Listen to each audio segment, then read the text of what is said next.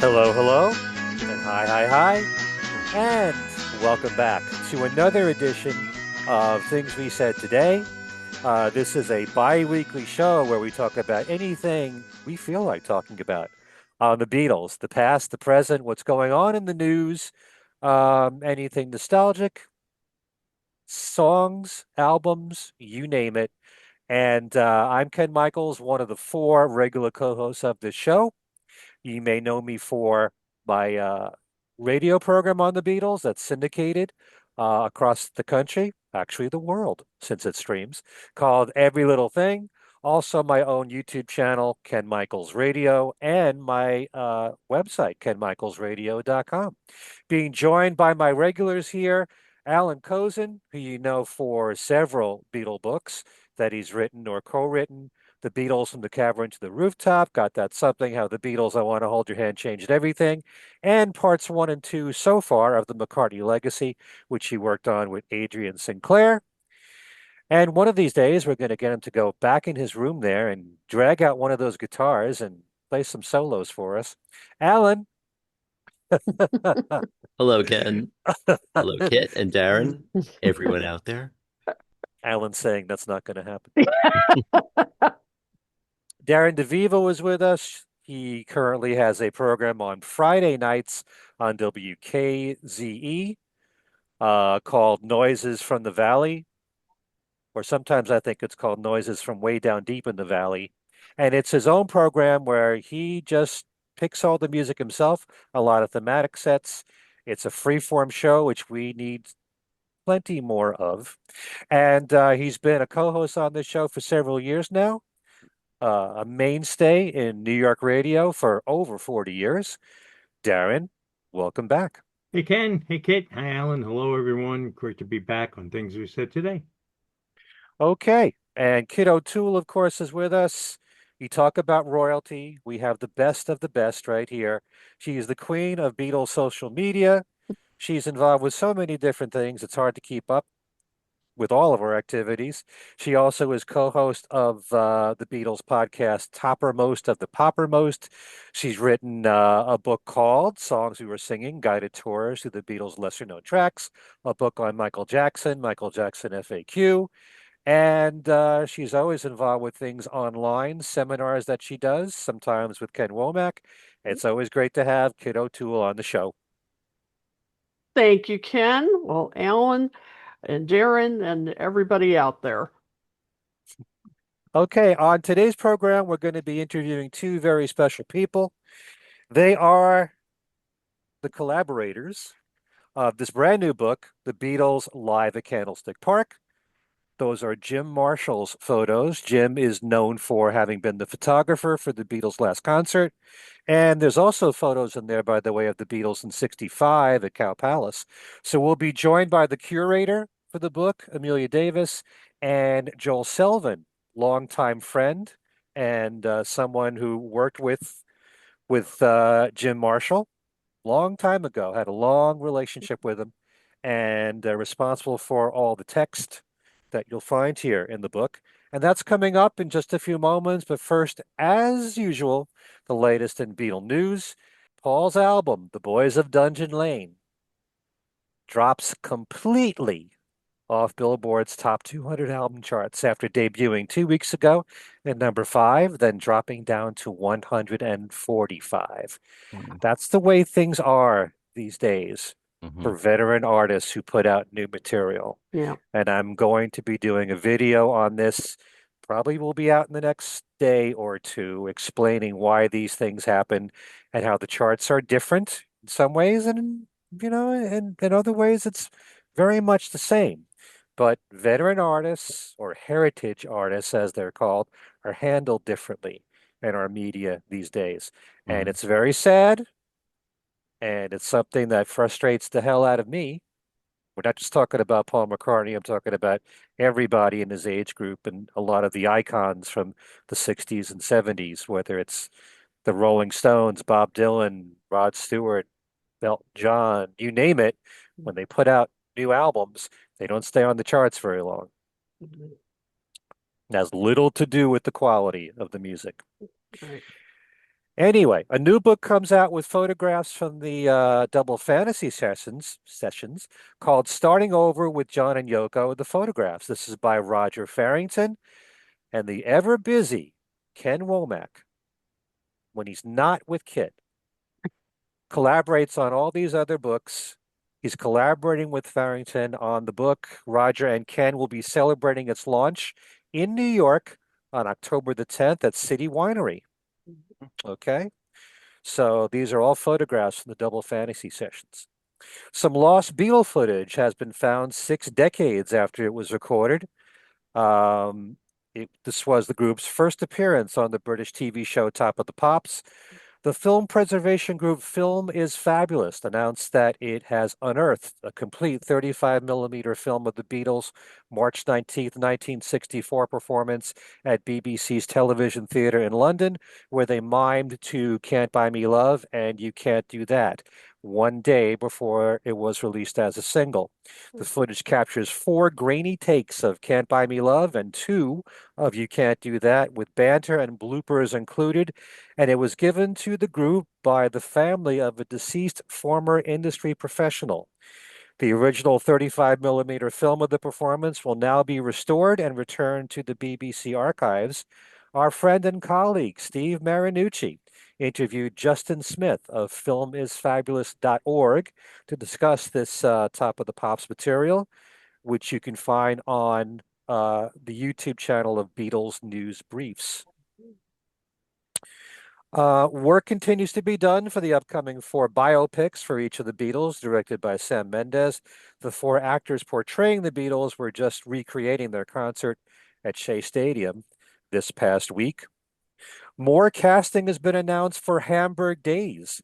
This is the upcoming BBC drama charting the Beatles' formative years in Germany before they became global superstars. Asa Butterfield has joined the 6-part series as legendary Beatles manager Brian Epstein, while Johnny Lee Miller will play Jim McCartney. And actually, there's a lot of names here that you won't be familiar with, but there will be an actress that will play Dot Roan, Paul Wow. McCartney's early girlfriend. And the actor playing Ringo Starr's name, no kidding, is Lewis McCartney. His last name is McCartney. Ah, Hamburg Days is inspired by Klaus Vormann's autobiography and tells the story of how a group of ambitious teenagers evolved into the most influential band in music history. The 6-part series will air on BBC iPlayer and BBC One, following its acquisition by the BBC. But wait, there's more. The 2019 film Yesterday is now being developed as a stage musical, and producers are now launching an open casting call for one of the lead roles. A casting notice issued by Nick Hockaday, one of the award-winning team of Paddington the Musical, on behalf of Jessica Ronayne Casting, says the production will be directed by Danny Boyle, written by Richard Curtis and Emma Feud. They were responsible for the original film, and produced by Tim Bevan and Eric Fellner. The team is seeking a male performer aged between 25 and 35, with the character described as being 28 years old. Applicants of all ethnicities are encouraged to apply. The role requires a strong singer who is also skilled at both guitar and piano. And the casting notice also welcomes performers with additional musical abilities, including instruments such as harmonica, bass, spoons, and saxophone. That's instrumental there. You got to know spoons. Those interested are asked to send their name, location, details of their musical ability, a recent photograph, and a short music and vocal clip to Jessica Ronayne Casting. You can write to casting at Jessica Ronayne, that's RONANE.com. Folks, any of you youngsters, as Ed Sullivan would call them, you youngsters, this is your big chance. Beatle Fan reported that the Salvation Army's Strawberry Field site in Liverpool has opened the Sir George and Lady Judy Martin Rose Garden. The garden was officially opened by Sir George and Lady Juldrin's children, Giles Martin and Lucy Kitchener. All right. Wonder if there's a McCartney Rose there. Mm, could be. Few more things. Leland Sklar, the great studio bass player, was interviewed on YouTube, and he said he is involved in a John Lennon tribute album. He will be playing on 17 songs, and right now it's in its early stages. And also Richard Page from Mr. Mister is involved in this as well. There's an interview with him online discussing it. As we hear more, we will let you know. Thank you, John Bazzini, as always, for this information. Sean Ono Lennon just did a 1 hour interview with Rick Beato on his YouTube page, and it's really wonderful. And he's showing Rick all these exercises that he's learning on guitar. And Rick Beato does incredible interviews, and he has a massive following, Yeah. well deserved. Please check it out. Almost finished here. A new book is out by John Croft, The Uke, the Beatle, and Me. It tells the story how a telephone conversation between the author and George Harrison became the catalyst for an unlikely but enduring friendship. Croft was a secondary school geography teacher at the time, and this story is told with honesty and an endearing humility. I think I will put the link, if you're interested in this book, in our description box, or I'll give that to Alan. Again, thanks to John Bazzini for this information. Our friend Joe Raiola, who we had here as a guest here on Things We Said Today, has been doing the annual John Lennon tributes in New York City, and there will be another one. This will be the 46th tribute at Town Hall on November the 21st. There's usually a star-studded cast, and so far they've announced one headliner there, which is Cyndi Lauper. Oh, If you wow. need more information, go to lennontribute.org. Peter Asher, boy, is he in the news lately because he has that new documentary out called Everywhere Man, which is about to be on many movie theaters across the country. In addition to that, he is bringing his Songs and Stories show to the Grammy Museum on July 19th for a matinee and evening show. VIP tickets include a pre-show meet and greet, a special Q&A, a photo op, and a ticket for the first 3 rows. In addition to that, and I might be seeing this show, Peter is going to be touring with Colin Blunstone of the Zombies and The Fix, all three on one bill for the entire month of September here in the States. So look out for that if those three acts appeal to you. And it's great to see all three of them. Colin Blunstone, still one of the most amazing voices out there. Also, Hot Wheels. Who here is a Hot Wheels fan? They just released a limited edition John Lennon 85th anniversary psychedelic Rolls-Royce car. Oh, wow. It has his signature on it, reading 85th anniversary, 1940 to 2025. We're going to close by mentioning a few significant passings. There's Walter Parazeda from the band Chicago. I know Darren is a massive Chicago fan. I can tell you that throughout my childhood and high school and early college days, I used to play the trumpet. Oh, wow. And I played the Oh, trumpet to lots of Chicago music, lots of blood, sweat, and tears. And we're going to mention another passing there.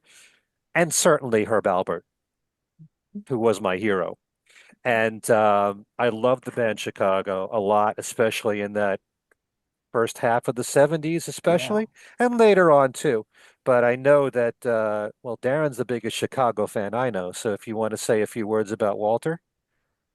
Well, Walter was one of the founding members of the band, and they always talk about how Walter Parazeder and drummer Danny Serafine, Terry Kath, late great Terry Kath on guitar, were Robert Lamb on keyboards, and you had also James Pankow, who played trombone, and Lee Loughnane, who is the lone original member still active in the band on trombone.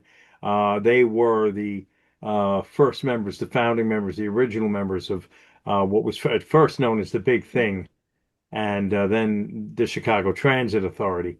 Walter Parazater was inspired by Got to Get You Into My Life. Kind of had the idea to pick up where the Beatles left off with the horns and the rock band concept.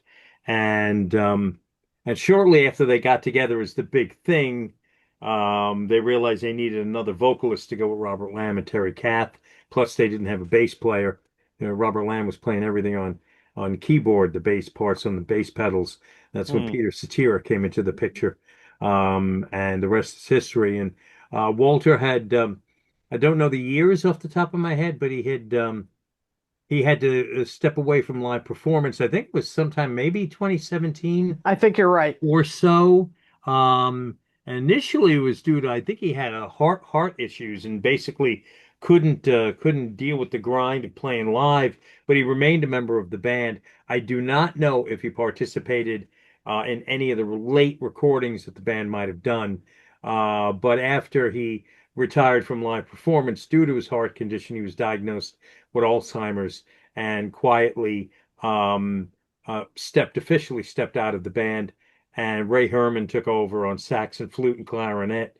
And he just died recently. What was it? What'd you say, Ken? Did you give the date? It was I June didn't give it a date. 17th.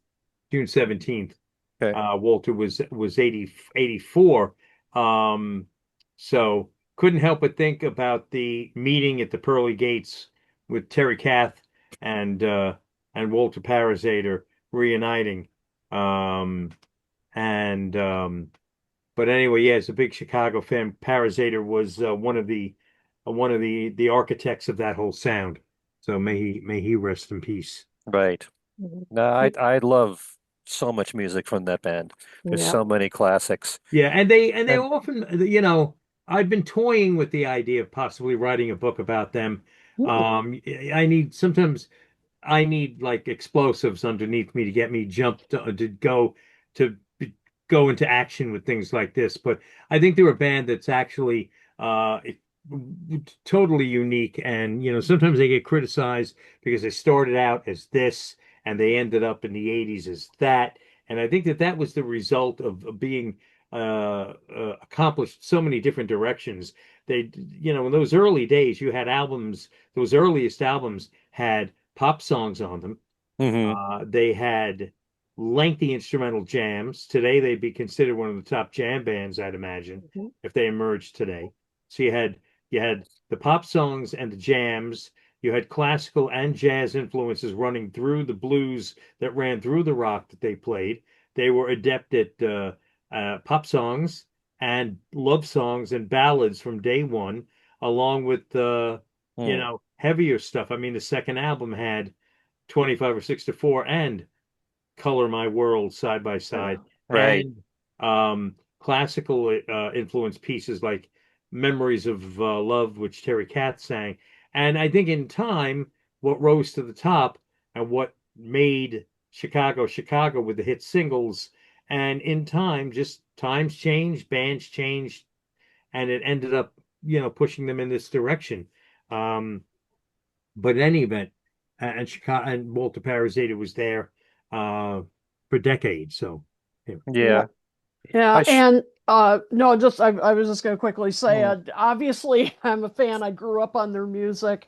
My father used to see them when they were still called Chicago Transit Authority at small clubs in the city. nice. And yeah, absolutely. And we were talking about this before we went on the air. I graduated from DePaul University. I got my master's in writing there, and many of the Chicago members came from that music school when it was really,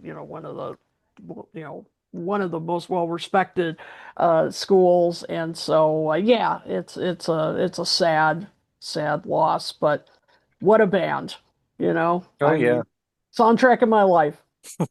Here is a Darren trivia question for you. What band released 2 consecutive self-titled albums where the titles of the albums differed? Chicago, because their first album was the Chicago Transit Authority. Right. Their second album is Chicago, because they officially changed their name after the first album was out. So 2 consecutive self-titled albums. This was before they started with the numbers. The numbers started with Chicago 3.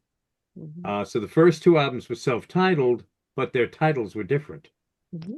Alan's falling asleep with my Yeah, phone right here. so we'll move on from our Chicago This one's a worship. Beatles Okay. show, right? Yeah. Yeah. But I should point out that Chicago covered Wonderful Christmas Time. So Mhm. there. That's And right, they that's did. the mystery tour. Yes. Yes. Okay. Well, there you go, Alan. And then also we have to mention David Clayton Thomas. Now, the only thing that I didn't even realize this, because those two bands they started pretty close in time together. I always thought of them as being great brass bands, having that sound. But after John Lennon was murdered, David Clayton Thomas and Roberta Flack did a tour that was a tribute to John, which I didn't Oh. even realize. But really nice to hear that. But all these bands love the Beatles. So yeah, such a unique sound coming from Blood, Sweat, and Tears, especially, well, a lot of people talk about the differences between the first album and then how things changed with a lot of the hit singles that they had with David Clayton Thomas singing lead vocals. But yeah, what a voice. One of the great R&B vocals there. I think so. Uh, just thinking about You Made Me So Very Happy and you Mhm. know, God Spinning bless the Wheel and those child. songs. God bless the Yeah, child. Great cover of that yeah. arrangement. So there's one more passing that I have to mention, and this one is a definite Beatle connection. Let me just get this book out here. I have Mhm. it here somewhere. Where are you? Here it is. Michael Hill passed away. Oh, yes.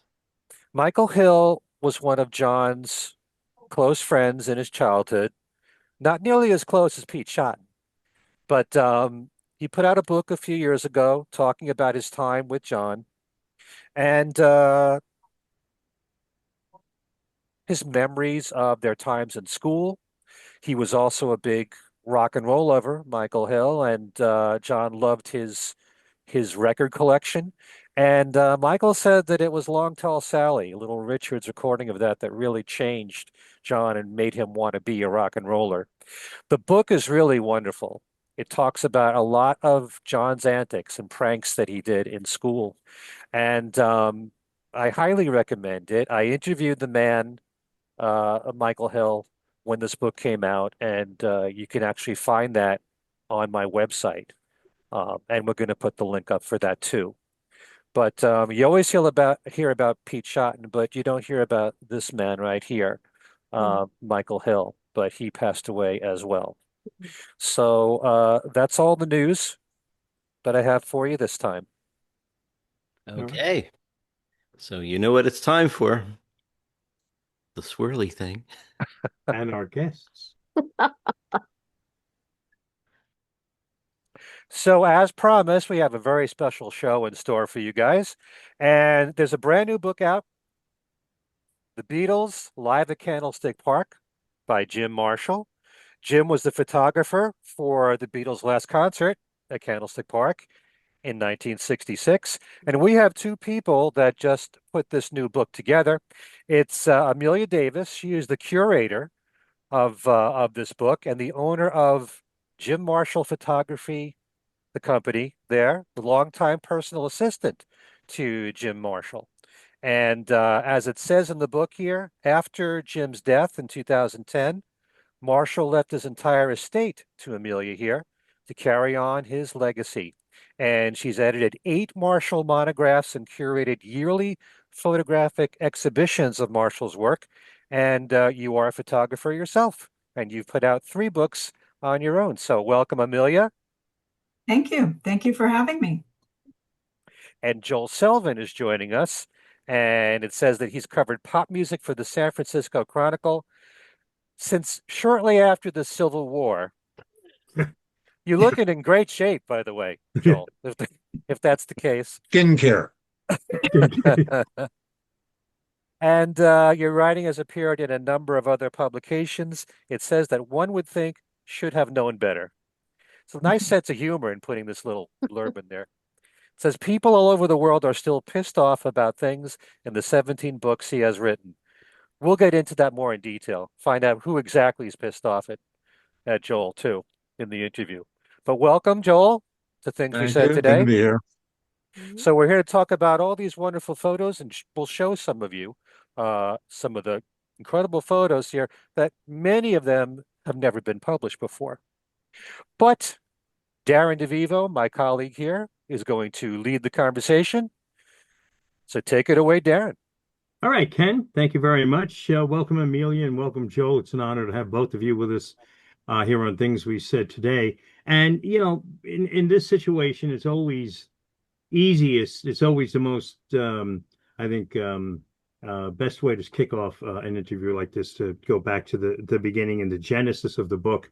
For those who might not be familiar with Jim's work, can you tell us how this particular project came together? I'm sure with eyes on the upcoming 60th anniversary of that last Beatles show in San Francisco.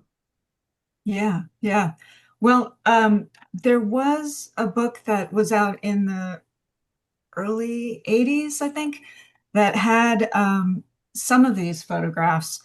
But it wasn't, there's never been a book, a coffee table book of all of Jim's photography from this last concert. And so knowing that the 60th anniversary was coming up, we said, let's do one. There isn't one out there, and let's do it. And Chronicle Books said yes, and they've been a wonderful partner. We've done a lot of books with Chronicle since Jim has passed away. And Jim did books with Chronicle Books when he was alive, too. Oops, sorry, my dog. So sorry, that's Kodak. That's fine. We're pet friendly here at Things We Said Today. So we put together, and I really, I wanted to show all the photographs because they're all really, really good. There were only 17 proof sheets because it was literally one day, one event. And so we wanted to show as much as we could because during Jim's lifetime, he usually just would show 5 to 10 at the most, I think, of those photographs. And there's so many, as with Jim's work. You know, on a proof sheet, he would pick the hero shot, but every single shot on that proof sheet could be the hero shot. So we really wanted to show and highlight all of those so that the viewer could kind of live and see what was going on. So it wasn't just the concert itself, but, you know, in the locker rooms, because this was at Candlestick Park, so there was no green room or dressing room. It was the locker rooms. And really, you know, kind of feel what was going on. And you could see that they were just bored out of their minds, right? Waiting to go on stage and doodling on the tablecloth and drinking lots of tea and smoking. So we wanted to include all of that so the viewer really felt like they were part of that historic event. And of course, some people knew it was going to be their last, live paid concert, and some people didn't. So we wanted people to feel everything that was going on. And Joel did a wonderful job of writing, as he always does. He's a really good friend of ours and really supportive of all things Jim Marshall and carrying Jim Marshall's legacy forward. So, and Jim was a friend, first and foremost. But and I need to stress this because Amelia doesn't quite have the perspective because she's in the middle of it. But the thing you need to understand is that there's Jim Marshall, and then there's everybody else. Jim Marshall was not only an extraordinary character who was difficult to impossible to deal with, but he had an innate intuitive talent that just separated him from everybody else. And I would talk to him about this, and he didn't really understand it either. He knew what his gifts were, but where it came from, he wasn't quite certain. The fact Amelia mentioned the proof sheets. Let me explain that. The proof sheets in Jim Marshall's files don't have bad photos in them. There's nothing out of focus. There's no accidents. Everything is composed. You don't crop Jim Marshall photos. They're done when he pulls the trigger, because he didn't even process his film. You know, Ansel Adams, all those fantastic Yosemite photos, they're done in the darkroom, dodged and burned. Jim didn't do that. He click and he was done.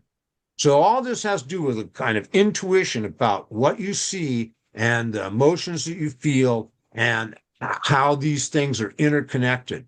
And everybody who shoots music photos knows this about Jim Marshall. They know that their best work is not there. Jim Marshall had this innate ability. So when we're talking about this one concert, yeah, it was a big concert. And I don't think anybody really knew it was the last concert, Amelia. I don't think the Beatles knew it was.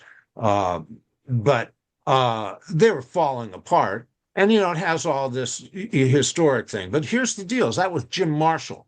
And he went in there with his journalistic intent. So you have this tremendous journalistic coverage. All the people backstage were documented and they were there. And then Amelia and her wife Bonita went to town identifying those people. It was really extraordinary research project. But back to my point is this is Jim Marshall, and he has done his journalistic job, and then the photos benefit from this vision of his. I mean, you know, that photo of them walking out in the field, 4 of them together, that is just like out of a dream.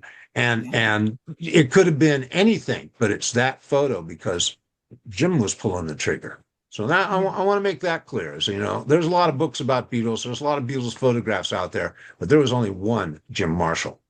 Yeah, Well, the that's Beatles, I mean, I the was just going to Beatles, say that's a good point that Joel, you know, said about Jim and his ability. And people have even described Jim as the Cartier-Bresson of music photography, meaning that he captured the moment as it was happening. So, you know, thank you, Joel, for stressing that, because he really was great at capturing that moment right when it was happening. and the Beatles called him in specifically for this one show. I don't think Correct. so. I think They the, requested. the entrance point was Tom Donahue. And Yeah. Tom Donahue was the promoter. He knew Jim from San Francisco. Jim shot the Chubby Checkers Twist Party. That's it right Okay, there. yeah. That was a Donahue performance. And I think there's photos from that in the book, aren't there, Amelia? Yeah, there are. Yes. And then the Donahue didn't do the previous Beatles concerts in San Francisco, and Jim didn't shoot the first one because he was living in New York.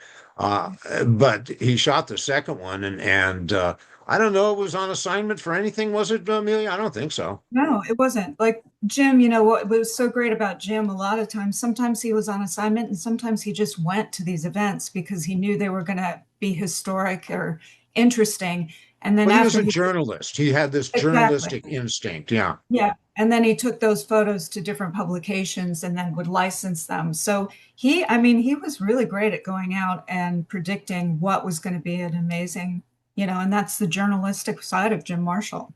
But it's fun to have those photos in the book too, because people have really not seen those photos either of the Beatles from 1965 at Cow Palace. So I think it's a real treat. And I'm glad we included other things besides just those Candlestick Park photos. Right. So people could really understand Jim and his abilities.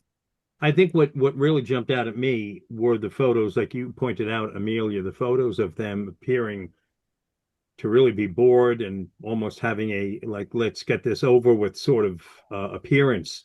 And no chemistry between the musicians at all, right? None. They don't look at each other. They're not talking with each other. They're talking to other people. Right. Right? No, they hate each other. They can't stand there. They can't wait to get out of there and get away from each other. And all of this happened. And I mean, what's amazing about this is knowing Beatle history, in 2 years, they went from, or slightly over 2 years. This is slightly over 2 years after Beatlemania exploded in the United States. And it had run its course, at least for them and their inner circle. And that's documented here in the book. And you say pretty much all the photos that Jim took found their way into this book. And they did. And we even included the proof sheets too. So that's great. So people can see the proof sheets and understand Jim's train of thought. And well, especially today with digital photography, some people don't even know what a proof sheet is. Right. You know, and so I think it was important to include those because it really gets you into Jim's mind and you can see the progression of what he was thinking, kind of like, you know, a writer's notebook, looking at their notes before they write a novel. So, you know, we really wanted to include those so people could see them, all of them. Keep meaning to tell you this, Amelia. It's a little off the track for this conversation, but the Chronicle, Yeah. they toss the contacts on the city editor's desk. And if he liked a photo and wanted them to print it, he'd take the contact sheet and punch it over a spike. Oh, And that's how oh you knew no. which photo it had a hole punched in it. Oh God. Good thing Jim didn't see that. Angry. How do you go about in this situation? Because I'm thinking that if for other photographers in assembling a book like this of photographs taken from some other photographers, you might have a boatload of pictures to choose from, some of them maybe out of focus, unusable and whatnot. How did you approach this book and how did you want everything to be laid out? What was your plan of attack as the two who were responsible for presenting these photos 60 years later? Well, we worked with a great team of designers at Chronicle Books, and Allison was the designer at Chronicle Books. And we talked about kind of laying it out, not necessarily in strategically how it happened. So you get all the different nuances of what's going on. So we worked with the designer, and I think it was a great layout, you know, for the book. Right. I think a lot of it was just highlighting and making sure the photos looked the best, for me at least. When there were Have you full worked with bleed, a designer before, Amelia? Is that somebody who worked on the Dead book? yeah, we always worked with the designer at Chronicle Books, which is great, but it was a collaborative experience. So it was never, you know, where a lot of times when publishers do books, it's not a collaborative process. You put the manuscript in with the photographs and then they decide everything and you have no say. So with this, with Chronicle Books, the partnership that we have is really different, I think, and special so that it is collaborative. And we'll talk about the order, which photographs, what photographs might be full bleed, what photographs may not be a full bleed. But I think it's unique in that sense because it was really a collaboration. And for me, at least, Jim was really famous for his photographs as being very black and very white so that they popped off of the paper. And that was important in a book form to make sure that they popped off and they became alive. So that's something that we really worked hard on is the reproduction of the photos.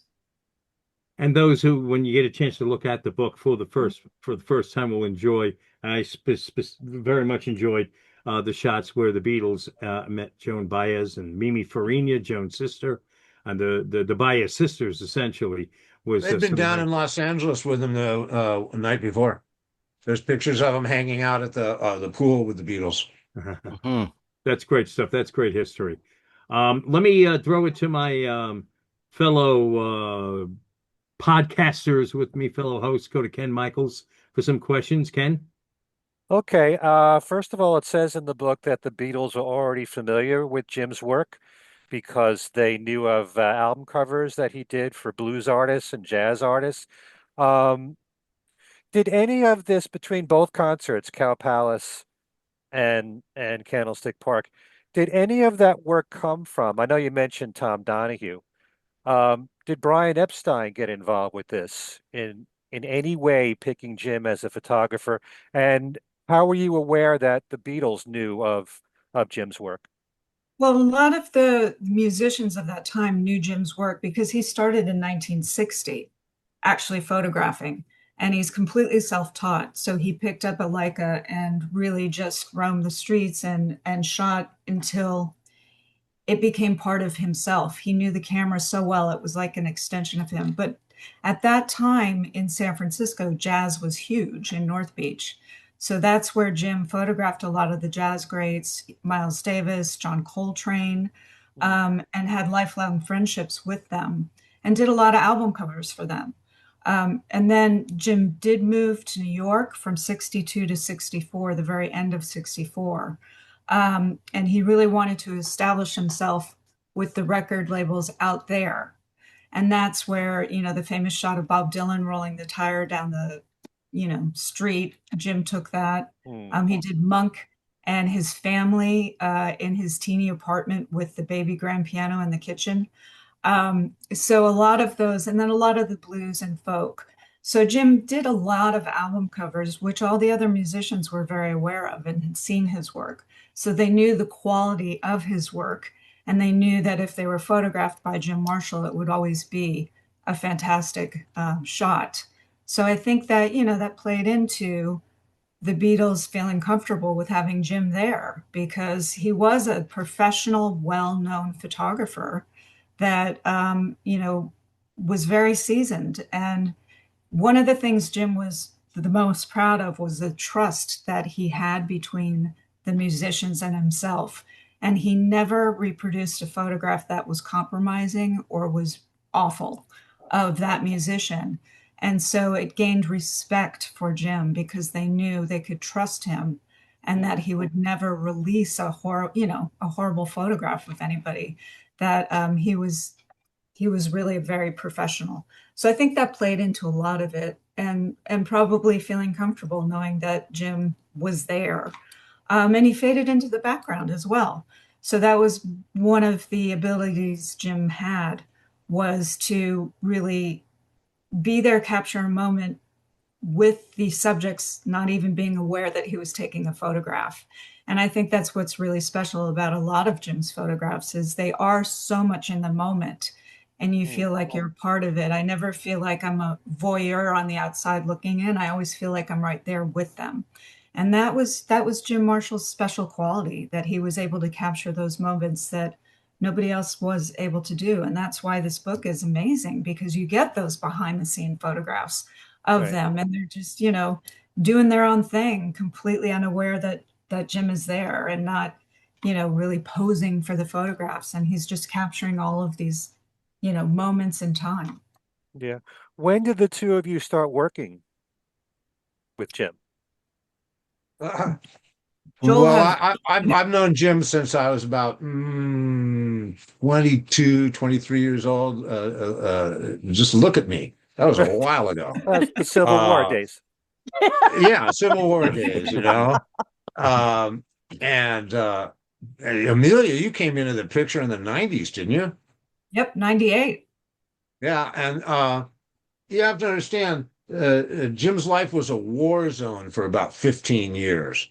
And the streets were all torn up and bombs went off everywhere. And, he just wasn't fit for human consumption. He really wasn't. He was just impossible and he was miserable. And part of the thing that got him back off the sidewalk and in between the gutters was Amelia. Thank you. Really? Well, he had to be ready for that too, Yeah. right? Yeah, he'd come some ways by the time you turned up on Yes. his own. I mean, he was out of jail and He was. Yeah.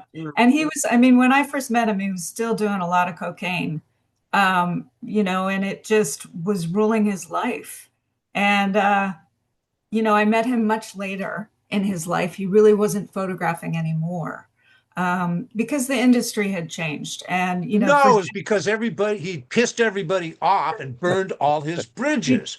I know this whole thing about his retirement. It wasn't a retirement. People hated him. He misbehaved so much they didn't want him back in the concert halls. Graham couldn't stand him. Yes, he had burned a lot of bridges. So when I met him, this is Jim Marshall we're talking about. Let's not candy coat our Jim here, And you're talking about him doing a lot of blow. That did not help his personality. No, not at all. No, that's what I meant. When I first met him, no, he would lock me out of the apartment. I didn't know if he was dead or alive. It was really, not a great scene. But in staying with Jim, and being a constant and being somebody that the galleries could actually call and get an answer from somebody who paid for a photograph and they had already written the check to Jim, and they're like, when are we getting the photograph? You know, that's kind of when I came in, and there was somebody that people could communicate with and get to Jim. And so it took He a lot wasn't of hung over until noon. Yep. Right. That's right. And he did. But what was nice too, though, is, you know, for me, since Jim wasn't photographing when I met him, we would go through his archive and I'd file a lot of things and we'd look at photographs. And it was cool because he did tell me stories. So that was the really good part of that is he would reminisce about the past and how he got photographs and who he thought, you know, the musicians he hated or the musicians that he really loved and, you know, felt a real friendship towards. So that was my experience with Jim, was much later in life. I think if I had been older and met Jim when he was younger, I probably would have gone in the opposite direction, screaming. Mhm. I was going to say you had to have some personality that he connected with and grew to trust, and you know, realized that you were there to be an ally, and he could depend on you to, Yeah. Well, and also, to open up to. yeah, and I wouldn't take his shit either. So my mother, I mean, I had a mother who swore like a sailor. So I was used to that part of Jim. So when he, you know, he could be verbally abusive and he'd have assistants run out of the house crying because he said something horrible. But, you know, if he would say, you know, fuck you, Davis, I would look at him and I'd say, fuck you, you know, Jim. And so I gave it back to him. And I think he actually did respect that because I would not let him get away with it. Yeah. I stood up to him. A lot of Jim's contentiousness was a way of protecting a very sentimental soul. Yeah. And if you want to know how to see that, you should have seen him with kids. That's true. I know my daughter ran into him at a restaurant when she was in high school. And she just glowed about, you know, he picked up the check. He was generous with her friends. He just smothered her. Yeah, you know, people that are, you know, these horrible individuals, they're not good with kids. Right. Right. No, Jim had Right. a tremendous heart. You can tell that in his photos. And all this stuff that he covered himself with was just a way to distance himself from these very volatile emotions. You know, he cared about people. I'll tell you, you know, Jim Marshall was impossible, but if he was your friend, He was a you had a loyal friend for life. Yeah. Mm. Yeah, he did, for sure. He was a friend for life. And, you know, some of his early photographs, we had talked a little earlier about when he went to Mississippi and photographed the voting rights when they were signing people up to learn how to vote in 63. You know, those are very sensitive photographs. That's something that, you know, as Joel said, there was a sensitive side to Jim that you didn't really see a lot of, but you can see in his photographs. You really can. You can see he would not be able to get those emotions if he was not feeling something. Yeah. Did he ever talk to either of you about the two shows with the Beatles and what he felt his relationship could be at the time, or was it just a job to him, you know? He had No, an assignment All to I do, know about or that is his antipathy toward the guy that did the previous book. And calling that thing a book is a little bit of a stretch. It's what, 80 pages or something like, it's like a pamphlet. That's all I remember Marshall talking about is, you know, being pissed off at the guy that put the project together in what, like 81. Yeah. It was like 81. And Jim was, you know, he wasn't putting together books at that point. This was somebody else's hustle. And I bet whatever money he made up went up his nose that weekend. Yeah. True.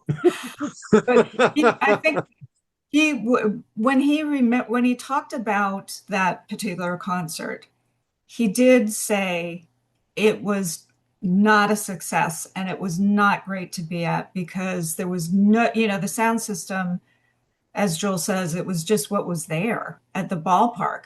I mean, they were behind this cage. Yeah. And it was loud and it was foggy and it was cold.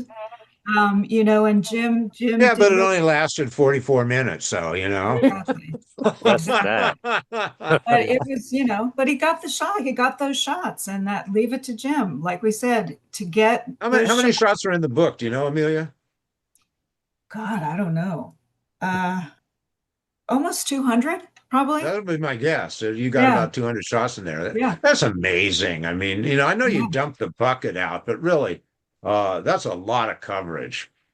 It is. It's a lot. And and like we were saying, for 17 proof sheets, they're all great. And that's so we actually added more than 200 photographs if you include each frame of each proof sheet, which has 36 frames. So, you're getting a lot. Yeah. Yeah, I'd like to just, before I turn you over to Kit here, in one page of the book, towards the end, there's a little quote from Rachel Donahue, who was the wife of Tom Donahue, and it says, "The Beatles hated America. They made that pretty clear. We had to threaten to sue them to get them to play the Candlestick Park concert." Can you tell me what that was all about? That's Joel. Yeah, it's kind of complicated, but Donahue had an agreement for the concert that Epstein didn't want to honor. That there wasn't enough money in, it wasn't in the routing, and the concerts had been produced by another company, the 64 and 65, who were still in the business with Beatles. Mm-hmm. And I don't think they were anxious to see Tom take that date. So they went down. I don't know if they filed suit or just pulled together a subpoena. But Tom and Rachel went down to LA to meet the Beatles and serve them. Wow. And I don't think they actually ultimately served them, but the intent got through, and it was like, well, oops, and they added the date. It's on the end. They didn't even stay overnight. It was just tacked on. Is sold about 20,000 of the 45,000 tickets. And I think that Donahue made a couple of bucks, but it wasn't any, they didn't need a wheelbarrow to take it out. I think you said 16,000 in the in your text he made. So. But how did he get involved with in the first place? Just because he was a powerful DJ? Donahue first started doing concerts when Cameo Parkway called him in 62 and said, you can have Chubby Checker for one of your sock hops. Yeah. Because DJs did these sock hops. Well, Chubby Checker in 1962, Donahue decided, well, I'll just rent the Cow Palace. And bingo, sold out the Cow Palace. And he started doing those shows pretty regularly. He had a record company called Autumn Records, ran out of North Beach. He had a 19-year-old kid writing and producing songs for him named Sylvester Stewart. You know him as Sly Stone. Sly ran the bandstand on these Cow Palace shows. In 63, they had one, concerts up here with, everybody was, and it was Phil Spector was the band leader. So Tom wasn't just a disc jockey, although he was the greatest disc jockey in California history. Came out of Philadelphia in 61, but he was, he had a nightclub, he had a race horses, he had this record label, he had this concert business. I mean, he was a 6'5", 450 pounds, and an expansive visionary intellect. Now Tom Donahue was an amazing guy. If anybody would buy a book on him, I'd write it. But of all the people I ran across in San Francisco in the last 40, 50 years, that Tom was the single most impressive mind and person in, of all of them, the managers and all those guys. Tom was the guy. So yeah, he wasn't just a disc jockey they were paying off. Okay. And Fascinating. Rachel's fantastic in her own right now. So yeah, she's an exquisite disc jockey, an incredible wit, and has been battling cancer for about 7 years. And she's so badass, cancer's scared of her. Good That's for her. You know what I love in the interview that you did with Rachel and got her to write? She says in the book that she didn't really get to see the Beatles even perform because the tickets that they made were too big to put in the slots. So she had to stay there with somebody else and hand count and hand take everybody's ticket. So she actually missed the concert because they made these tickets that were too big. They were Ridiculous. souvenir tickets, and the Candlestick was baseball. You remember movie tickets and those little rip them off those and that, boom, boom, boom, boom, and their little machine. Those didn't fit. No, hand counted. Yeah. Yeah. All right, Kit, how about you next? All right. Well, as I said to both of you before we started recording, I thoroughly enjoyed this. It really takes you as the reader slash fan from, you're backstage with them, you're right on stage with them, and then you see them, you're on the field with them as they're leaving. I mean, I love that. And the other thing I love, and I wanted to ask you both about this. Amelia, you wrote in your introduction, and I think you really nailed it here, said, in each frame, Jim shows us details that make the Beatles human, not gods as they were thought of at the time, but just regular people. And I think that's one of the things that makes it special. I wonder if both could expand upon that. What was it about Jim's work that you think humanized the Beatles in that way? Well, like I said before, I think Jim had the ability to disappear. And so he would just flutter around, and he usually always had about 5 cameras around his neck. So he would come into a situation, you already see him with 5 or 6 cameras around his neck. So then you start to get used to it and you start forgetting that Jim is there as he's taking the pictures. And he used fixed lenses a lot of times for these intimate backstage shots. And with the 50 millimeter lens, you had to be like this close to somebody to get a portrait of some of those. And it was amazing to me that it was like Jim wasn't there. He just disappeared, and he was able to get these very intimate photographs. And I think he was always looking around. And not only, what I love about Jim is it wasn't just the person, it was also little details next to that person or behind them. So them doodling on the tablecloth and making these little, some of them got really in close so you could see what they were actually drawing.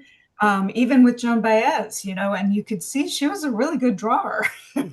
She was doodling they weren't even doodles, she was drawing little portraits of the Beatles' faces. And then in the background, I love that you could see the caterers. So Simpson Catering in the background, you could see them. And on the table, Jim would get down close to the table and then shoot out. So you'd see the cups of tea, and you'd see, their cigarettes, and all these little details that other photographers would not catch because they would be there to just photograph those guys. But by Jim photographing all those other little details around him, they make such a great photo documentary story of it. So it's not just photographs, but he's telling a story through the photographs. And I think that really talks to Jim as a photojournalist. He was looking at telling a story through these photographs. And that's what I think you can really, really see in the book. And when Ringo, there's one where he's sitting in one of the cubbies and he's being interviewed. It's one of my favorite pictures. I love that because you get to see the cubby, and you see the stools, and it's just so there's so many little treats, little nuggets in each photograph that you can capture. And I think that's what makes this book special too, is that photojournalistic style of Jim's in telling a story. But you know, the fans that were there were outside. They didn't get to go into the locker room and talk to them and see what was happening. And you see them in their clothes. You know, they're not in their little suits. They're in their, you know, just regular clothes. So to me, that's what I love about the book, I think, is it really, really shows you all those other details that you wouldn't normally be able to see. Absolutely. And Joel, you know, you've been talking a bit about Jim Marshall's personality and that kind of thing, and yet, as Amelia just said, I mean, he was right up close to them. I mean, they really let him get so close. How do you think that he gained their trust? You know, even with his personality. First of all, and by 1966, the Beatles were very used to being around cameras. Yes. Mm-hmm. So I don't think they noticed cameras at that point. As far as Jim goes, geez, talk to other photographers that tried to shoot photographs under the same stage as Jim. They remember his elbows. Okay. Nothing kept Jim from getting the shot he wanted. Not anybody's propriety, not anything. If he wanted a shot, he would get himself there. And you know, it wasn't even a physical thing. He was just moving the camera. Mm-hmm. Yeah. Wow. Yeah. Mm-hmm. But he was doing it in a way that they just, you know, they forgot he was there, really. Because if it's with some other photographers, if they get that close to you, I mean, people would be like, get that out of my face. You know what I mean? Because they could feel the presence. But Jim just was able to get in there and not, you know, get that moment, I think. Mm-hmm. Absolutely. And you know, another thing that struck me about so many of the pictures, you both were just talking about him moving around, and movement is such a big deal in his photos, including, you know, some blurred images. I mean, you know, like that I shot, I think it's of Ringo after the concert, you know, and they're running off the stage, and you know, or fans. Now I'll get to that in just a second, but fans running, you know, you just see these blurs. Was that another trademark of Jim's work? Well, Jim handheld everything. He rarely used flashes. He didn't like using flashes. He used natural light or any light source that was there.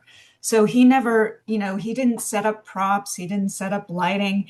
He just handheld everything. So to do that again, he needed to know his equipment and, you know, what f-stop to use, what film speed to put it on, and all of that. But yeah, I mean, to get that motion, that's intention. He's capturing that moment. And in that moment, they're moving, you know, they're going past him. And he took that picture. And I think it's great because you really feel like they're choo. But a lot of that is because it was handheld and he was just using the available light that was there. Wow. Yeah, because and it just makes sense with, you know, it really illustrates the sort of hysteria that was going on in the concert anyway. I mean, there was movement, you know, everywhere, and that just really struck me. In the book, the artful blurring, you know, of it. Absolutely. Another thing that I think is fascinating about the book is the pictures of the fans. You know, there's some really emotional pictures. I mean, you know, the one, I think it's at the San Francisco airport of the two female fans, you know, embracing and in, you know, in emotion as they see their idols. I mean, it's you know, the signs some of them held up. I mean, they're wonderful touches there. You know, how did you choose those photographs to include? Well, again, because we were talking about the whole experience of that event, you know, Jim never really published those photos, a lot of those photos. And so for me, one of the things I wanted to show was the other part of it too, were some of the fans and how they felt. And especially, like we're saying, in the 1965 ones from the Cow Palace, you know, those ones of the excitement and then them getting really excited.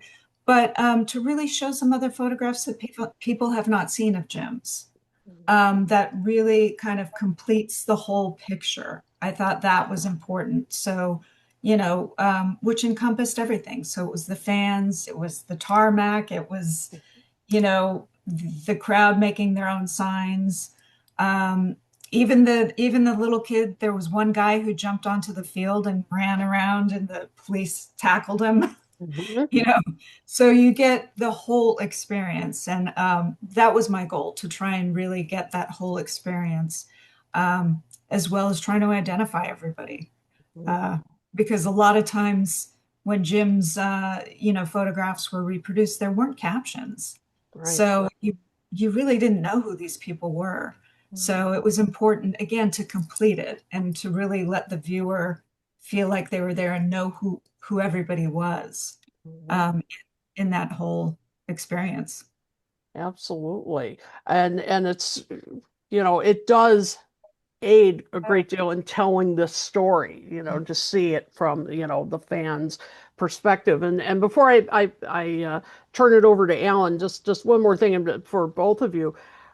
Is there a photo that you feel really captures Jim Marshall's style, you know, in the book? Is there one photograph in particular that stands out for you? That's a tough one. Mm-hmm. That's a really tough one. Mm-hmm.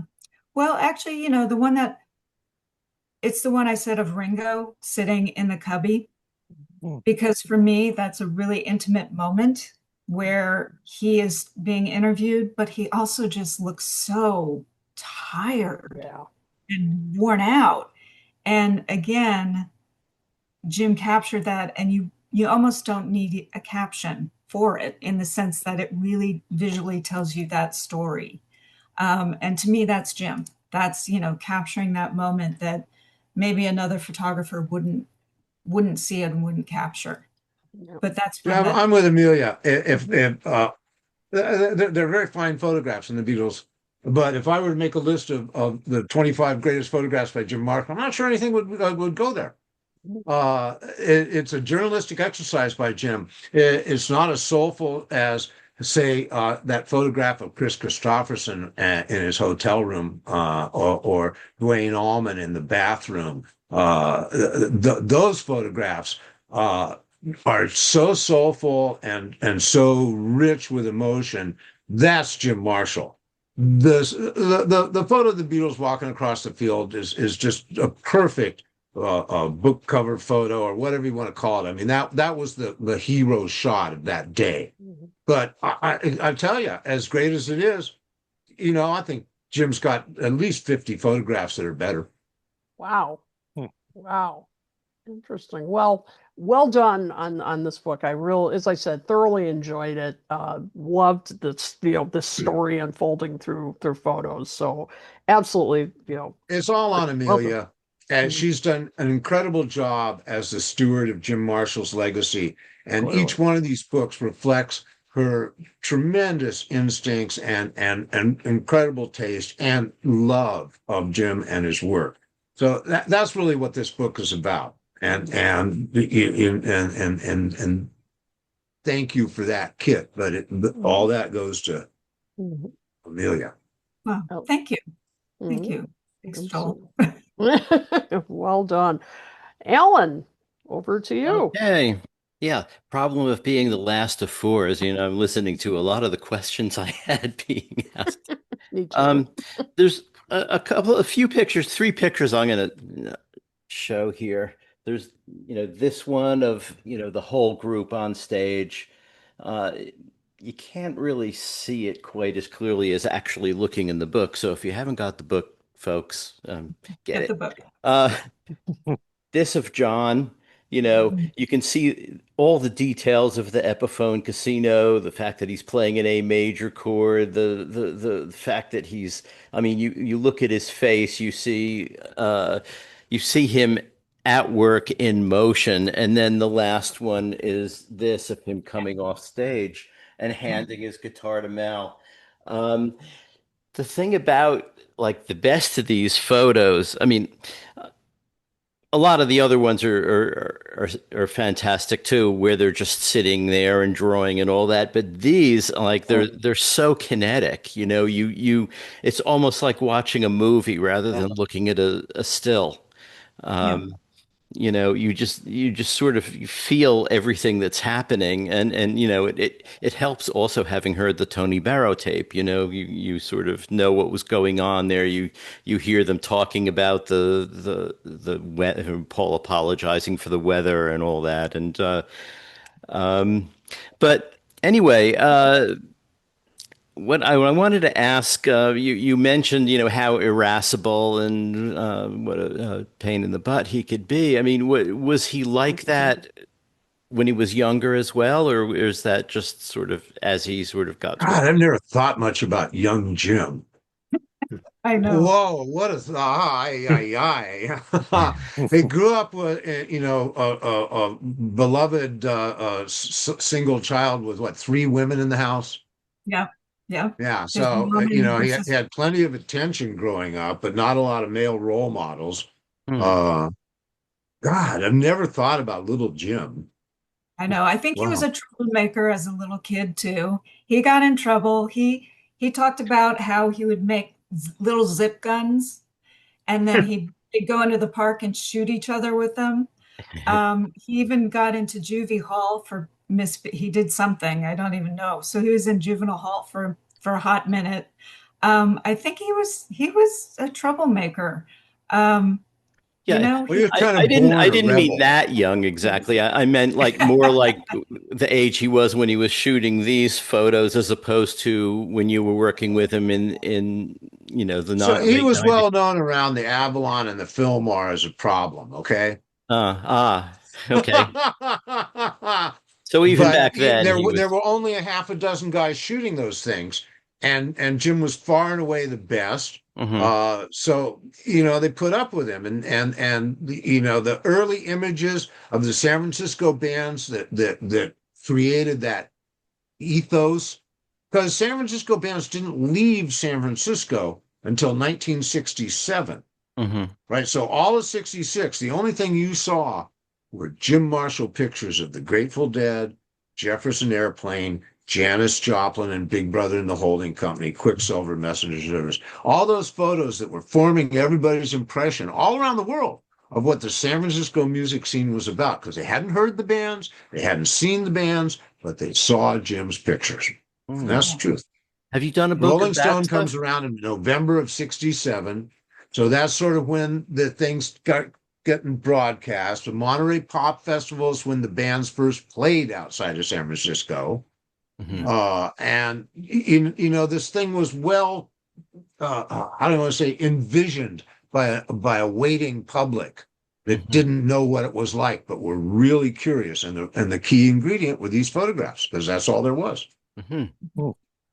Amelia, have you done a book about the sort of nascent San Francisco scene that Joel's The just hate, described? The Hate. Yeah. The hate. The Okay.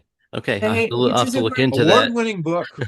yeah, it's Okay. a great book and it really dives deep into all of that and has a bunch of, just filled with Jim's photographs. It's a great book and it's actually a textbook. They made it into a textbook too. Wow. So that's being used as a textbook, and Joel did all the writing for that, and it's amazing. It's really gets into everything about the counterculture movement and what was happening at that time. Oh, So that's a wonderful book that people should also get. Yeah. okay. And then there's the Monterey Pop book as well, so that sort of fits into a set. Um, how close was he to the stage? Do you know? I mean, To which stage? The The for the Candlestick. Candlestick. candlestick. Yeah, well, he was on the field. Right. Okay. He was, and you could, if you look at a video of that whole thing, he was right up there to the cage. He was up by the cage, as I like to say, but the fence. So he got in there. They didn't allow anybody on the actual stage itself. Right. So but he was right up there. Mhm. And Okay. he's still Paul, got George, and John incredible were all taking photos on stage. Mm. Mhm. The cage always blew my mind that there was I the know. stage was enclosed by a Yeah, cage. I Yeah. know. I know. I That Well, was was that's just in just prehistoric rock concert days, really. They didn't have rock concerts, and they certainly didn't have them in baseball parks.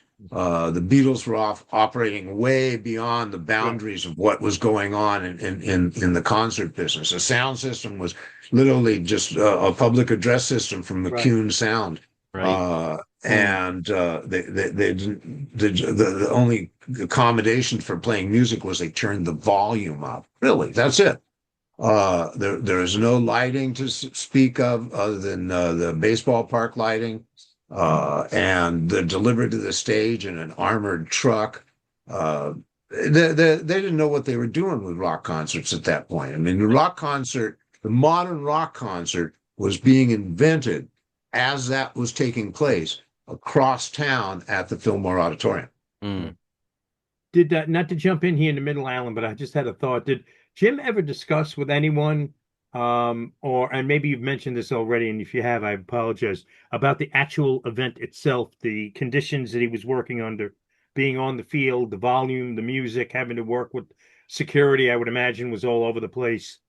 Yeah, like we said, he described it as being like in a hard day's night in the film. Like Okay, it right, was right. crazy. He He said did. it was just horrible, as everybody said. You know, the weather Yeah, yeah. was foggy, you couldn't hear anything. So, but Jim, being Jim, was able to get those amazing photographs because of the skill and the photojournalistic side of him. And, you know, I do have to mention that the cameras that he was using were Leicas, and he knew those so well. That's why you get that detail. And some of those photos that you showed of, you know, John Lennon playing his guitar, even though Jim was behind the cage, he just knew the exact exposure, the exact right moment to take that. And it was an extension of himself, and he got that clarity in that shot. I mean, he was an incredible technician. He really, really was. Hmm. Joel, did you cover things together? Did he shoot things that you were covering? No, no, I was at the daily newspaper, and they had union guys, and I don't know that Jim and I ever worked together except on books, and we did that. And I think I'm the only one that's really survived that experience. And we worked in the same farmyard, right? If he was out shooting something and I was covering it, it was, oh, hey. So and our association began when the Chronicle ran a picture that he had the copyright to, and the Chronicle didn't have rights to, and they told me to go and meet with him and offer him $100. That's where Jim and I started out. I was 22 years old. I've been working at the Chronicle for like 3 months. Well, why was that your problem? It's your editor's Because problem, my really. boss didn't want to do it. And you Uh, ever had a boss, Alan? What do they do with yes. something that they don't want to do? Hmm. That's all. Alan, come here for a minute, will you? Yes, that's true. Um, it's sort of interesting, in this interview here, hearing about his character and the problems with his character. And, usually what we get is, sweetness and light. And it explains why, I was kind of surprised to read Rachel Donahue's, couple of paragraphs here, and I was thinking, you usually don't see something like that in a book like this, but now in context, it all makes sense. Well, Yeah. Alan, don't get me wrong. I love Jim with all I my know. heart. Yeah. I got that. And there isn't anything he wouldn't have done for me, and there wasn't anything I wouldn't have done for him. But Mhm. was he an abrasive, obstreperous son of a bitch? Yeah, he was my abrasive, obstreperous son of a bitch. Well, I do have to mention, we did do a documentary on Jim, which is the good, the bad, everything about Jim Marshall. So That was in 2019. We won a lot of awards. Joel is featured as one of the speakers in there. We have archival footage of Jim talking about his photography himself. It's called Show Me the Picture, the story of Jim Marshall. And it's on iTunes. And it's just a shame that we didn't have footage of him dealing with a waiter who brought him onions. Oh, that would be. He hated onions. Hated onions. But the documentary is really, so if you want to get the full experience of Jim Marshall, watch the documentary. Yeah, it's a good movie. It's a good movie. Yeah. And Amelia, what's the name of it one more time? It's called Show Me the Picture, the story of Jim Marshall. And you can get that you can rent it and buy it on iTunes. I think it's on Amazon as well. And it's on Tubi, which is for free, but it has commercials. Right. So, but you can get it on Tubi. And yeah, so I suggest that everybody, we have a section about the Beatles in there too. But it's all about Jim Marshall, the good, the bad, everything. Were there other photographers backstage and on the field and when he was shooting them? You don't really see evidence of them, but you wouldn't, I suppose. Yeah. The Chronicle photographs are all from the stands. Yeah. I think there was so I don't another think they let any newspaper photographer in anywhere but the stands. Mhm. Right. Right. I mean, there was another photographer, and you can see him when they're coming on the stage, that one. Mm. There's one in the background, but I think he was another newspaper guy. But Giants certainly, guy. yeah. Probably the Giants guy. Because the newspaper, the Chronicle reporters are backstage and they're in Jim's photos. Right. Exactly. Right. But the Chronicle photographer, I'm familiar with their work that day, and it's all from the stands. Mm-hmm. Okay. Let's see. They did get a terrific panoramic shot from the third deck. That Jim didn't have anything like, but the Chronicle guy got all the way up to the top of the third deck and took the big stadium picture with the little Beatles in the center. It's pretty good. Beatles, yeah, right. Yeah, I've seen a lot of pictures like that. Where were these, or maybe it was probably just a couple of them, but where were they first published? Where were they published at the time in '66? Is this Teen Set stuff? Teen Set magazine, yeah. Yeah. Huh. It was, I mean, that Teen Interesting. Set was amazing. Yeah. And I'm forgetting her name, who Allison ran- Bumstead and Judith No, no, Sims. Judith Sims. Thank you. Judith Allison Sims. Bumstead has just written a monograph about Teen Set magazine. Yeah. Yes, I know her. Yeah, that's She's her. great. And she helped us with some of the research too. So Allison's amazing. Yeah, And she's yes, extraordinary. She's great. Yeah. She really is. Yeah, yeah. and of course, Dagwood's her uncle.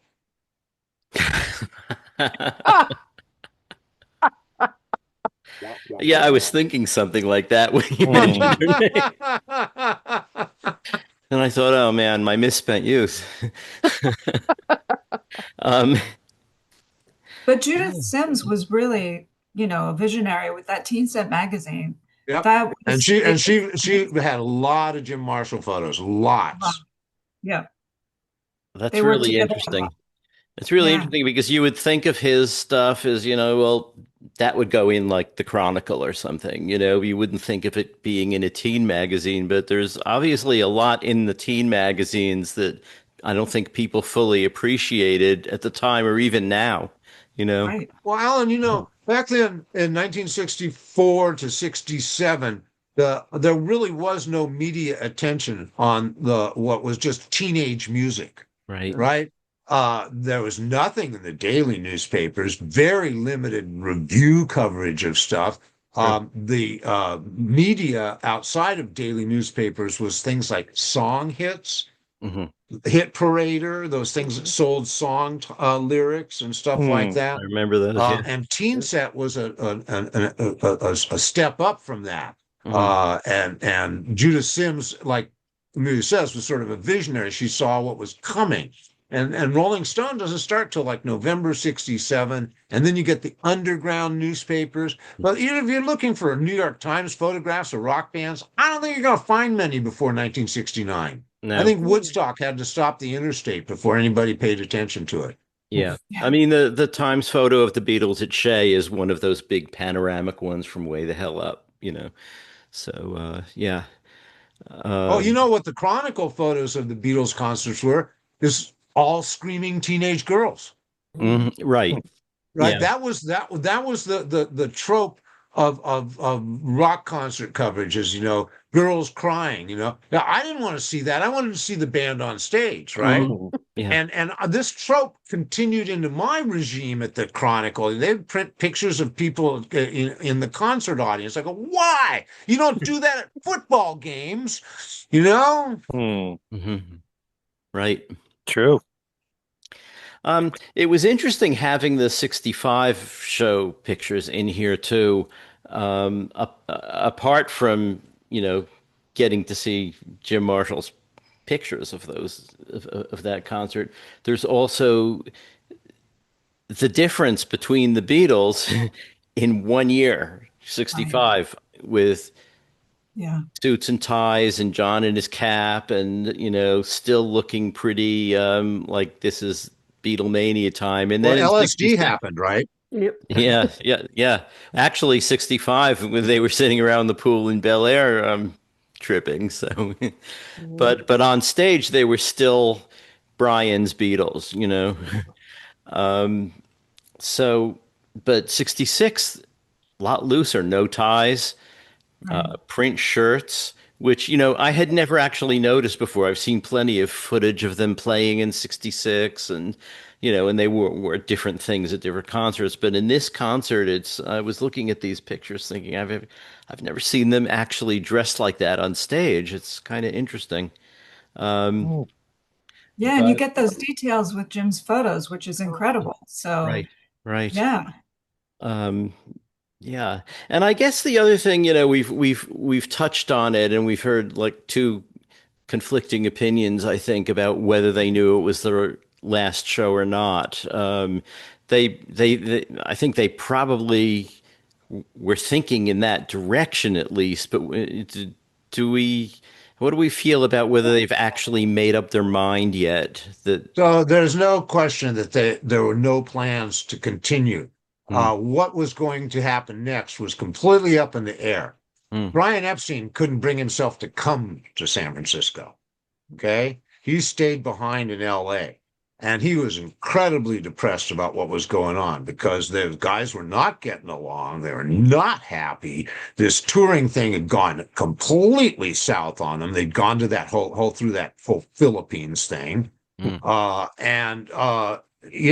George Harrison says in his autobiography, is that flying out of San Francisco, his only thought was, good, I'm not a Beatle anymore. Yeah. So the entire future of the group was up in the air, but there was no plans either way. That's what was going on. Hmm. And they got back to England. They split up, vacations in foreign lands, and the next thing you know, McCartney's back in Abbey Road cutting tracks, and that's what became Sergeant Pepper's. Mm. But I don't think that at any point they sat down and said, "Well, now what are we going to do?" I think it just kind of organically rolled out. And it's But you amazing the can way tell from Jim's photos that those guys aren't getting along, don't want to have any proximity with each other. They're completely bored with being Beatles. And you guys have heard the tape of the show. Holy cow, they could have slept through that show.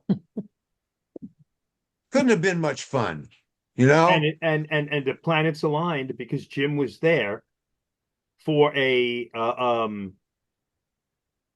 first time working with the Beatles, well, not counting the night before, but working with the Beatles for the first time to capture this moment that ended up being what we now know is the final show, when there wasn't necessarily any clear declaration, this is our final show. The planets all aligned for that moment.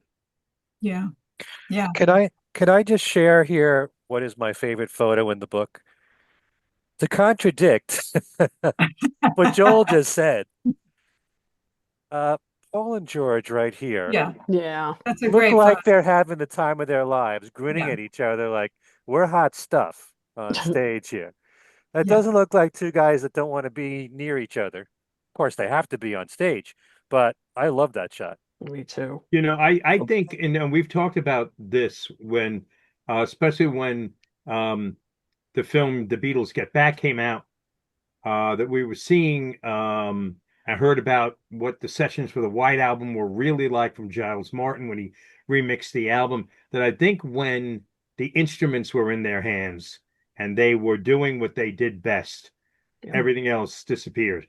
Yep. You know what I mean? And Playing music is a very blissful experience. right. It engages the left side of the brain and creates all kinds of dopamine showers, and you're in a different realm. But you look at those photos and of them back in the locker room, and find me one where they're looking at each other with smiles. I don't see it. Yeah. But I mean, Well, that's see, just I look at some of so those typical photos, rock and bands at the end of tour. I can't tell you. I look at four tired guys who had lived 3 lifetimes in just a couple of years, In a who box together.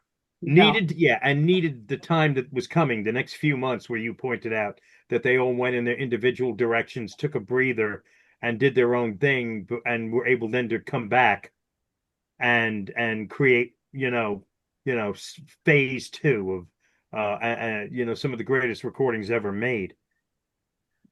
I think you, Joel, at the beginning mentioned in passing, and I think you were referring to Bill Graham. You mentioned Graham early on, and being that Jim was taking so many photos in San Francisco, I would imagine that there must have been some very interesting, an interesting relationship between Bill Graham and Jim. Do you know of, or can you share any stories on that? The Clash of the Titans here. You're about to engage one of my long-running monologues called Club 86, which is you're not in till you're out, and that's Bill throwing you out of his concert. You can never come again. I'm a 3-time member. Okay,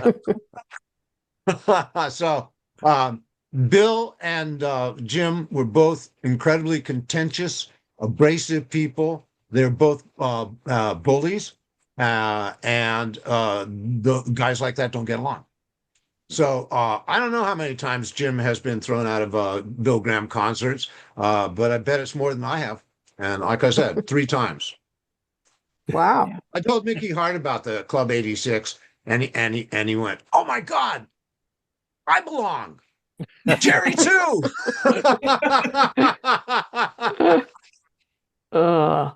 Jim is responsible for, I think, is one of the most iconic music photographs ever taken.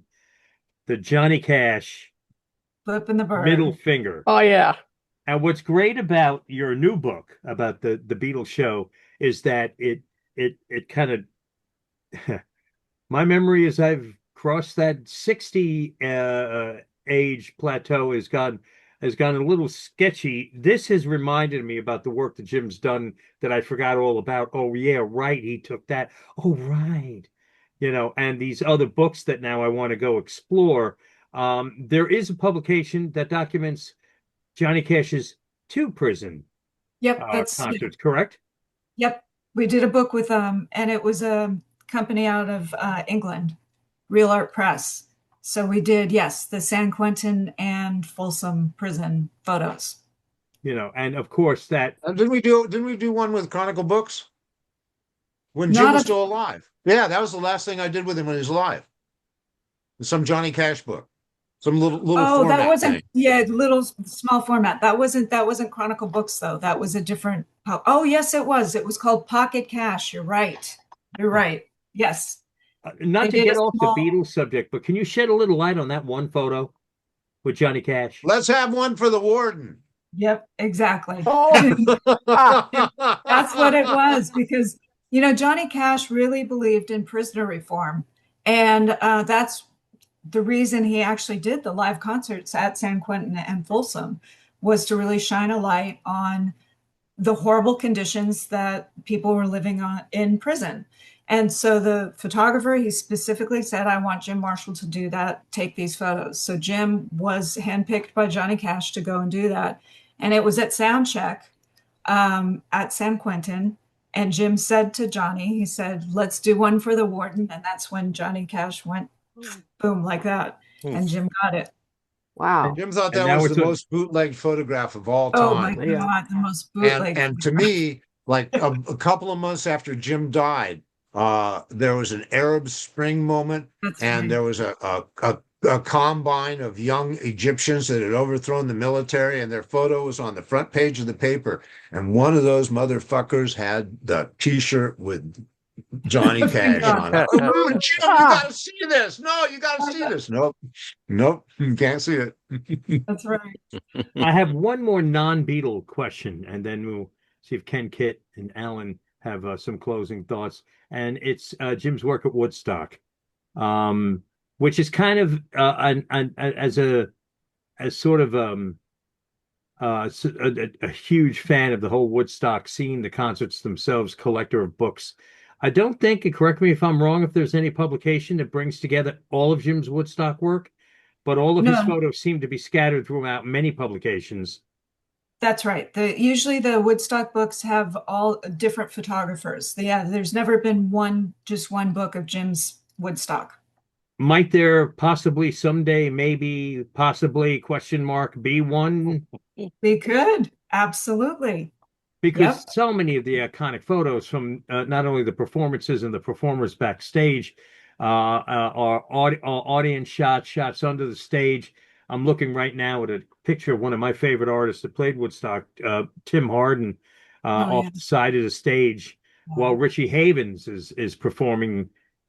Is just like gives me chills looking at this, and I'm like, I don't think. Hmm. See, there is a book I don't have. I just. But that's Baron Wolman's. Before Woodstock, though, yeah. Oh, okay, okay. Because That's you Baron know, and Jim's. I was just Yeah. going through all So my Woodstock 60th books, and I'm like, anniversary coming up in 3 years. You've got time to get it Yeah. all together. And Yeah. Let's We do. go. I know, it's true. There are some really beautiful stuff that Jim did. He missed Jimi Hendrix though, because he was up for like, 2 days straight. And he said he was exhausted. He stunk. It was, horrible. And so he said he sat down and he fell asleep. And so he fell asleep when Jimi Hendrix was playing. So that's one person Jim didn't photograph at Woodstock. I know. I mean, that's one of the craziest things for me about Woodstock is that the headliner, Jimi Hendrix, plays in front of maybe 25, 30,000 people is all that was left. A virtual empty mud field in front of him at like 11 o'clock in the morning on a Monday morning. And this Yeah. is how one of the greatest moments in music history comes to a close under those conditions at that time, a Monday morning performance. But Yeah. hopefully that Darren, I just found out who played before Jimmy. Sha-na-na. No, All Butterfield Blues Butterfield Band. Blues Band, right, featuring a very young David Sanborn on saxophone. Oh, Yeah, wow. Sanborn was in the band at that point. Yeah. Yeah, Sanborn had joined, and as I always get a kick out of the fact that Sanborn played Woodstock. Sha-na-na was before Butterfield Blues Band. I think they were on stage as the sun rose on Monday morning. But anyway, Ken, Kit, before I go down Woodstock Lane here and we turn this into another podcast, Ken, Kit, Alan, some other thoughts, questions? I just wanted to show one more photo that's a favorite of mine, and that's of Mal Evans Yeah. here Oh, yeah. with Joan Baez. Yeah. What a great photo that is. it I is. love the Was look this- on Mal's face. Yeah. I guess this was after the show, right? Yeah, the lights are on. Oh, It okay. might have been. Yeah. Yeah. But again, there's Jim just saw that and captured it. Most people wouldn't see that or capture that photo, and he just, boom, got it. Hmm. Yeah. It's great to have anything of Mal. Mhm. So, did Jim ever say to you between his Beatle photos which one he was most proud of? Out of all his photos that he ever Of took? the ones on the Beatles. Oh, no, he never did. Hmm. It was interesting because Jim did not have any children. Thank God he didn't have any children. So he considered all his photographs his children. And so, he protected them and loved them and when he was alive. And he's never really said which were his favorite children. He never really did, which is interesting. I mean, there's ones that he loved, like the John Coltrane one, which is famous from the side where his hand is under his chin. You know, that's just a beautiful shot. And he loved John Coltrane a lot too. So I think that comes through in the photograph. The other photograph that I think is that he really liked getting was Miles Davis in the ring, where he's up against the boxing ring. You know, that's a great shot. And if you look at that proof sheet, what's really funny is I never noticed this before. There is no stool under him, under Miles Davis. He's hanging on, and as it progresses, you see him slouching down further and further and further and getting madder and madder at Jim because there's no stool there. So that's a fun photo. But I never noticed. That's great. Yeah. But the quintessential, Bill Graham did say that Jim's photo of Jimi Hendrix with his arm in the air for Monterey Pop, which was at Soundcheck, is the quintessential rock and roll photograph. That one. And it really is, because most people don't realize that was Soundcheck. That was not his performance. That was at Soundcheck. So incredible. What a legacy. And again, just a testament to Jim. That was during dinner, and all the other photographers were going to have dinner, and Jim stuck around. He saw Jimi Hendrix getting up there and starting to, fool around with the guitar and stuff. And so Jim's like, I think I'm going to miss dinner. I think something's going to happen. And so he was the only photographer there when Jimi Hendrix was just playing around with his guitar, and he got that shot. All right. We're loving this book. Just want you to know. Yeah. Thank you. Really, I love how it tells this story and reveals, more personal side to the Beatles that we don't always get to see. So thank you for undertaking this project. Yeah, well, thank you guys for appreciating it. It's everybody's really loving it, and I'm glad we did it, and I'm glad we, showed all the proof sheets and the behind the scenes stuff that people don't normally get to see. So, yeah. Are there any photo exhibits on the horizon that you can tell us about? At San Francisco International Airport, we're having a huge exhibit in August, and it's going to be of the Beatles, but also of Jim's protest photos that were happening around that time too. And it's called Two Sides to a Coin.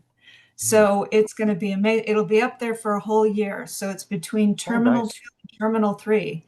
And that's going to be an amazing show. So if anybody is going to be going to the airport and heads through SFO, check it out.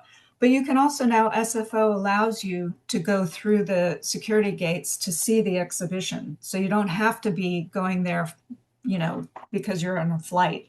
You can go see the show.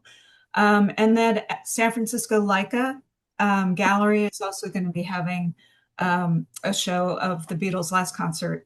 And that will be running from August through November of this year. So if anybody is in San Francisco, those are the two places you can see it. Okay. And what would be the best book that you can get for an overview of all of Jim's work? I would say Show Me the Picture, which it accompanied the documentary. Okay. We also I'd say Not Fade Away. So you have two choices. Yeah, Not Fade Not Away. Fade Away. Show Me the Picture is Amelia's viewpoint on Jim. Not Fade Away is Jim's viewpoint on Jim. Well, David Fahey, that was also David Fahey, his gallerist, helped him compile that. That was the very first rock and roll book that ever came out. And it did amazingly well. It was that solely did like a compilation of all of Jim's photography like that. And they sold over 50,000 copies of that book. Yeah, well, it was a big deal, and Jim put a lot of time into it, and that was 97. Was super fussy about the printing and everything. Yeah, that's a great book. Yeah, and it was really groundbreaking for that time. But then, Show Me the Picture, I have to say also does show his other work. So we were talking about his time down in Mississippi, in Hazard, Kentucky. So you can see, and all No of his. flies on Show Me the Picture, Amelia. No flies. So yeah, those are two good. And The Hate. I think The Hate is a great, but that is of that moment in time, really. Yeah, that's not really about Jim, Right. That was, but but it is a it was, terrific book, and those are some of his very best photographs. exactly, exactly. Great. So Okay. yeah, All right. That's Well, great. I want to thank you, Joel and Amelia, for your time and definitely for The book. this labor of love that we now have here. Mhm. I've always said it, there's a new Beatle book coming out every other week, it seems like. And to have one that has a unique topic in this day and age is you get a tip of the Darren DeVivo tip of the cap because this is an essential edition and there is no other book concentrating on what ended up being the final Beatle concert in front of a paid audience. Jim Marshall's the actual title, The Beatles by Jim Marshall, live at Candlestick Park, curated by Amelia Davis, essay by Joel Selvin. Joel, Amelia, thank you, thank you, thank you, thank you, and for Yes. your time and your book, and hopefully our paths will cross once again. absolutely. Allan, really nice to meet you. I've admired your work for years. Thank you, and you too. And All right. fellas, Kit, it's been a pleasure. Take Thank care. you Thank you both. both. Really enjoyed Thank you, this. guys. Yeah, it was a lot of fun. Thank you. You're welcome. Thank you so Thank you much. both. Well, that was such a treat, a unique interview for us here at Things We Said Today. Not only a piece of Beatle history, but also looking into the work of Jim Marshall, music history in general. The new book, again titled The Beatles by Jim Marshall, live at Candlestick Park. I want to thank the curator of the book, Amelia Davis, and also Joel Selvin, who wrote the essay, for joining us here on Things We Said Today. And as I mentioned at the end of the interview, a one of a kind and must add, if you're a Beatle book collector, like I'm sure most of us, I know Ken, Kit, and Alan are collectors of Beatle books, a must add for your collection at home. So let's go around the horn and fill in everyone on what we've been up to. Should I guess, Ken, you go first. Okay. Thank you, Darren. All right, thank you, Ken.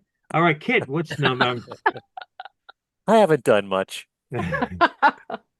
Actually, on my YouTube channel, I just did a week ago a really special show, and Alan was a part of it, as a matter of fact. It was like a two-part show. One is a new program that I'm introducing called The Beatles, The Tough Questions, and then I did a Paul McCartney 84th birthday special. And I had Alan as one of my guests, also Al Sussman, former co-host on this show, Bruce Spicer, who you know from working on so many Beatle books, more than probably anybody on the planet. And also we had Tom Frangione on from SiriusXM's Beatles channel.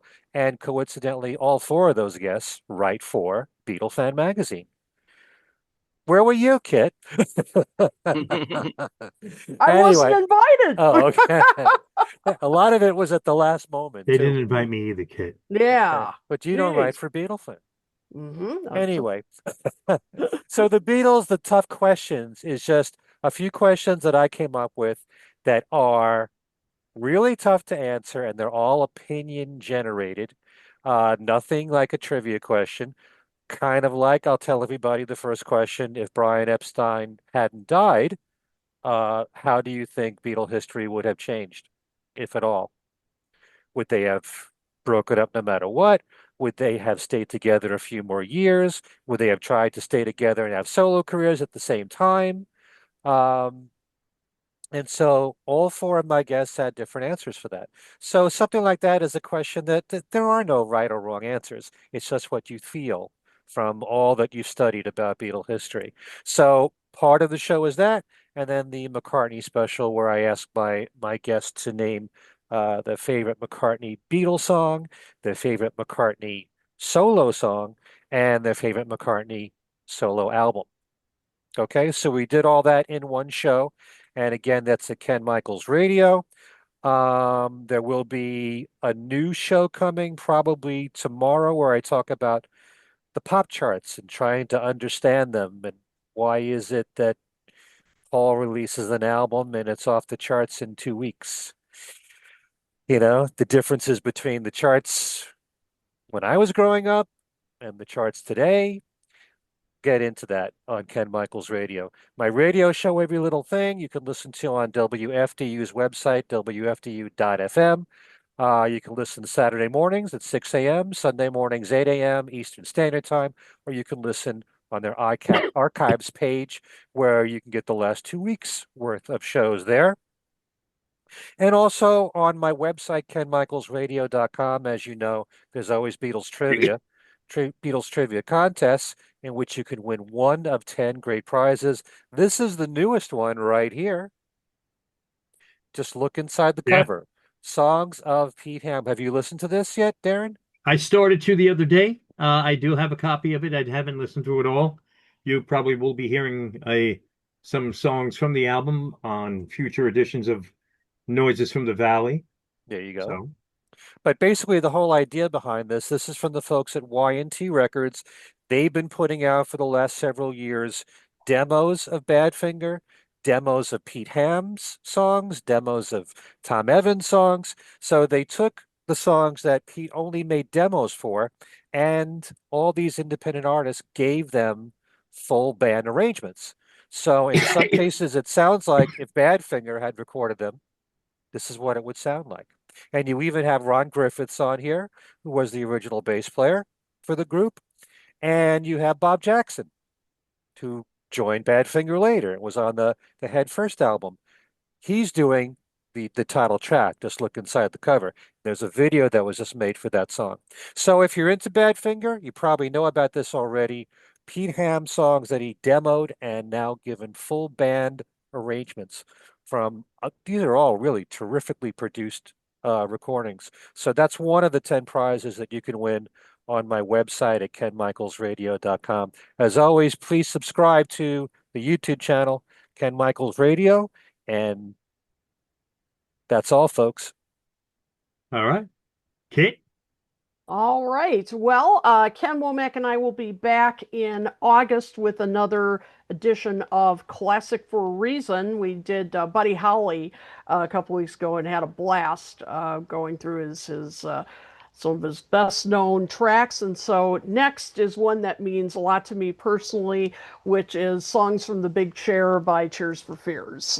This was a big favorite of mine in the 80s and when I was just a teen, maybe even preteen, and let's go with preteen, and it's just a phenomenal record. So we're going to be discussing that. That will be Tuesday, August 18th. At 7:30 p.m. Eastern. I will post the links to register for that. And then I know I teased all of you the last episode about my next class, so I can finally reveal what it will be, which is singer-songwriters of the 70s. And I'm looking forward to this because they were a formative part of my music education. I mean, there's some of the earliest songs I ever remember hearing were, Jim Croce, Gordon Lightfoot. But we're going to go a little, before that, because I want to talk about some of the artists such as Bob Dylan and all that kind of set the stage for this crop of incredible musicians. So part one will be September 3rd through the 17th.